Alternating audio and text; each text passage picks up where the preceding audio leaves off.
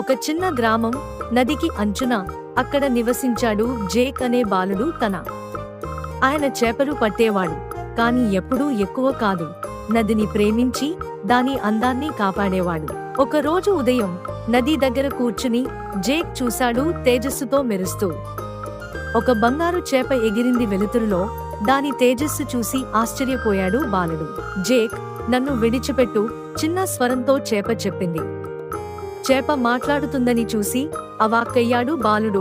ఆశ్చర్యపోయాడు. నన్ను విడిచిపెడితే ఒక వరం ఇస్తాను, అంది ఆ మాయా చేప.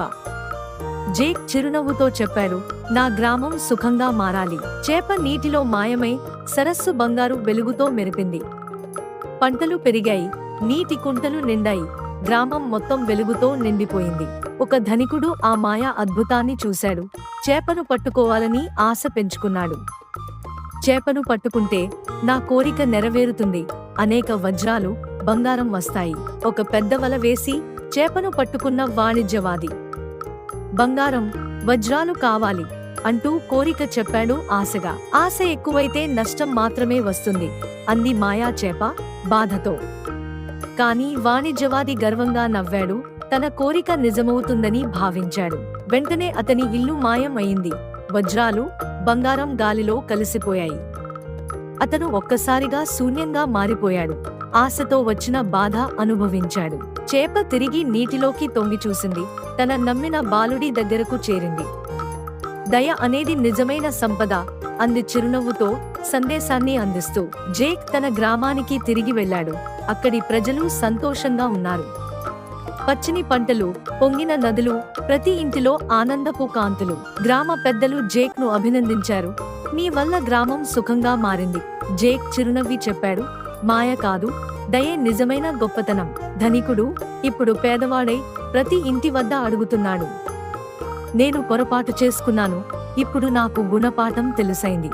జేక్ నవ్వుతూ అతని చేయి పట్టి, నీవు నిజంగా మారాలని కోరుకుంటే మళ్లీ చేపను చూద్దాం, అది నిన్ను క్షమిస్తుందా చూద్దాం. మాయా చేప మళ్లీ బయటకు వచ్చింది. బంగారు వెలుగులో మెరిసింది. అది వాణిజ్యవాదిని చూస్తూ, ఈసారి నీ కోరిక నిజమేనా అంది. వాణిజ్యవాది ఏడుస్తూ చేతులు జోడించి, నా గ్రామాన్ని సుఖంగా ఉండేలా చూడాలి, ఇకపై ఆశపట్టను, సహాయపడతాను, నన్ను క్షమించు ఓ మాయా చేప. చేప నీటిలో తిప్పికొట్టగా గ్రామమంతా వెలుగుతో నిండిపోయింది. ఇప్పుడది ప్రేమ, దయతో నిండింది. ప్రతి ఇంటిలో సంతోషం నిండింది. జేక్, నీవు ప్రపంచానికి బోధించావు దయ ఎలా విలువైనదో అంటూ చేప అతనికి ఇచ్చింది. ఒక బంగారు గొడుగు వెలుగుతో మెరిసింది. ఇప్పుడు గ్రామం సంపదతో కాదు, ప్రేమ, సహాయంతో నిండింది. ఎవరూ పేదలుగా లేరు, ఎవరూ దుఃఖంలో లేరు, ఎందుకంటే ప్రతి ఒక్కరూ కలిసి ఉన్నారు. చేప తన బంగారు తోక ఊపుతూ తిరిగి లోతైన నీటిలో మాయమైంది. జేక్ చిరునవ్వుతూ చూశాడు, ఎందుకంటే నిజమైన మంత్రం దయ అని తెలుసు. Please subscribe to our channel.